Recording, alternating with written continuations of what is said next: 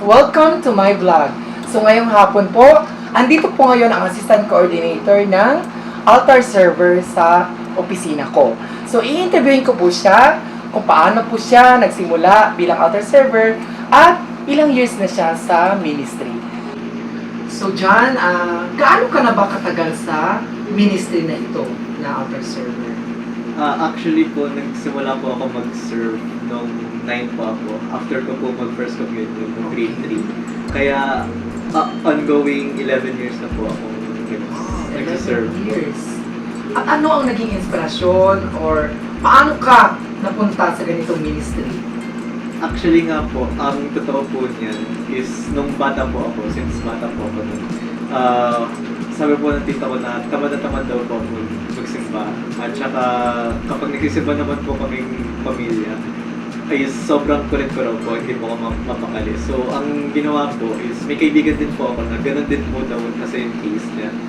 So ang nangyari po, sila pong magtita, pinag-usapan po nila, tapos sinabi po nila na ipapasok daw po kami sa San Fernando de Dilao Parish sa May Paco, Manila po. Kaya ayun, tinanong po ako, sa simula po sinabi ko po na ayaw ko kasi nakakatakot since ayun po, yung simbahan po kasi namin doon is sobrang laki, tapos ang dami rin po takot.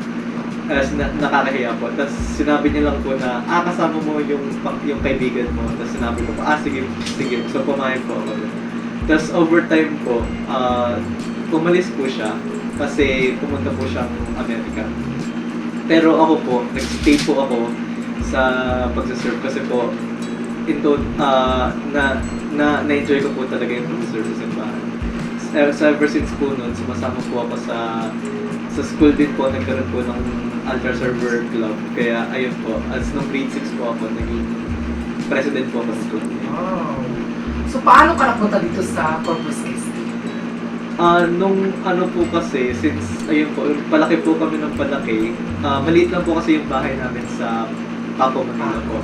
Kaya nung palaki na po kami ng palaki, yung isa ko pong tita na nasa abroad po, sinabi po na maghanap na po ng bahay sa na mas kasya po kami. Kaya ayun po, at yung bahay po dito na nahanap. So, nung lumipat po kami, actually nung lumipat po, ginagawa pa rin, or nire-renovate pa rin po yung bahay. Kaya wala po kami internet. Tapos sinabi po ni tita, dyan may simbahan dyan. Kaya nung naayos na po yung gawain po sa bahay, kinausap na po si Ate Francine. Si tita ang naging way. Opo, tapos yun po, nakasama po ulit. Okay. So, last question. Magbigay ka lang ng message para sa mga altar server dito sa parokya para ma-inspire din sila tulad mo. Ang isang pinaka-message ko lang po talaga sa mga altar servers ngayon is i-enjoy po nila yung pagsaserve. Kasi, importante po yung responsibilidad ng altar server, importante po yung hygiene, importante po lahat. Pero, ang pinaka gusto ko pong gawin po ng mga servers, lalo na po ngayon, is mag-enjoy po sila. Na kahit nag-serve po sila, nag-uusap po sila isa't isa, nagtatawanan. At ini-enjoy po talaga nila yung way ng pag-serve po sa Diyos. Okay, thank you so much guys for this very memorable interview with Kuya John. See you in my vlog next time.